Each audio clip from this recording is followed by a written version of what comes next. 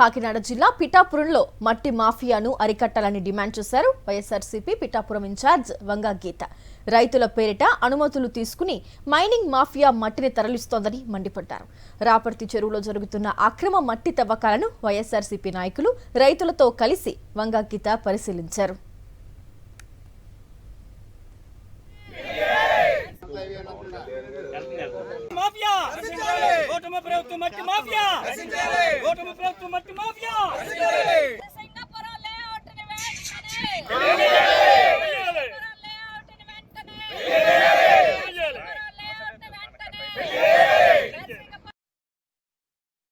వారం రోజుల నుంచి పైబడి ఈ రాపతి చెరువులో తవ్వకాలు జరుగుతుంటే మా సమాచారం వచ్చి అధికారులని వాటిని చెప్తే సరైన సమాధానం సరైన ఇన్ఫర్మేషన్ మాకు ఇవ్వటానికి వాళ్ళు అంతగా సుముఖంగా లేరు. ఇక్కడ మైన్స్ మాకు సంబంధం లేదంటున్నారు, రెవెన్యూ మాకు సంబంధం లేదంటున్నారు. ఇరిగేషన్ అధికారులతో మాట్లాడితే ఫస్ట్ మాకు సంబంధం లేదన్నారు. తర్వాత మరి చెరువులో ఎవరి పర్మిషన్ ఉంటది అంటే మేమే పర్మిషన్ ఇచ్చామండి.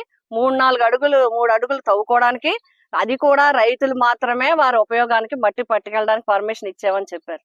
బట్ ఇక్కడ జరుగుతున్నది ఏంటి?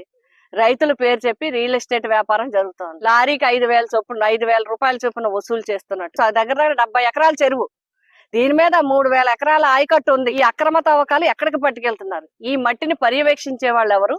ఏ అధికారులు పర్యవేక్షిస్తున్నారు? ఏ వ్యక్తులు ఈ మట్టి తవ్వకాలను ప్రారంభించారు? దీనికి వచ్చిన డబ్బు ఎక్కడికి వెళ్తుంది?